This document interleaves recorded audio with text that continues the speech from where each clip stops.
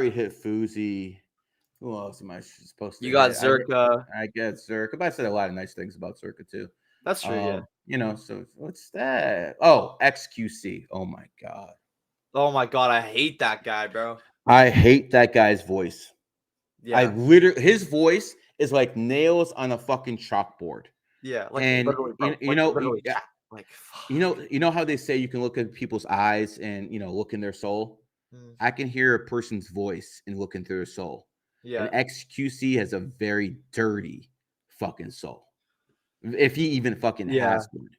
Anyone who watches XQC, you're a beta male. Yeah. Okay. I don't know how he has fans, I bro.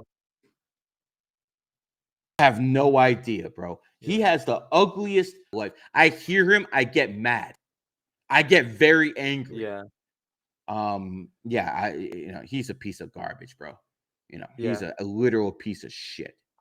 Yeah. I agree. What about my voice? What does my voice tell you about You're my soul? fine, man. You're fine. You're fine. Yeah. You know, Let's go, baby.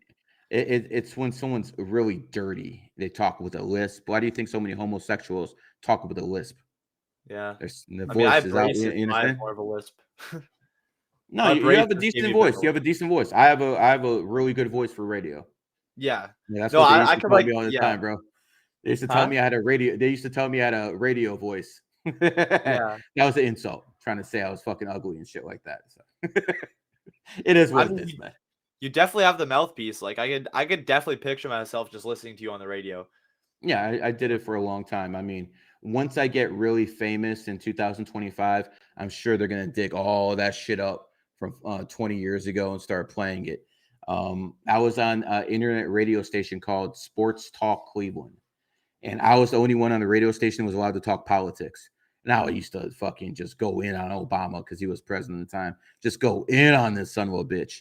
And before that, I used to go in on Bush. And eventually, the Cavs owner called my boss up and said, if you want to keep your credentials, you got to fire this guy. So that was the first billionaire who got me fired. Yeah. If you go to the tape on YouTube, Gary, the numbers guy, and Dan Gilbert, Cavs, you will see it. And basically, I told the Cleveland radio that LeBron James would leave Cleveland in 2010.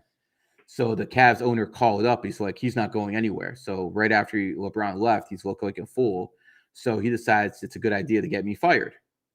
He's a billionaire. I'm broke at the time. Not much I can do. So I devised a plan.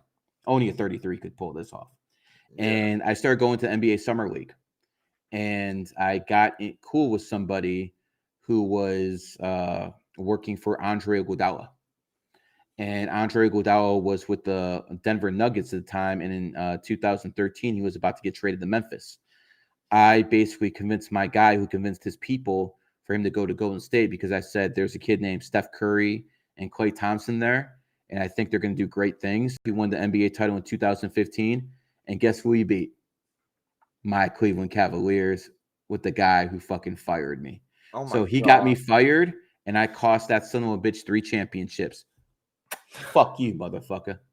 Jeez, bro.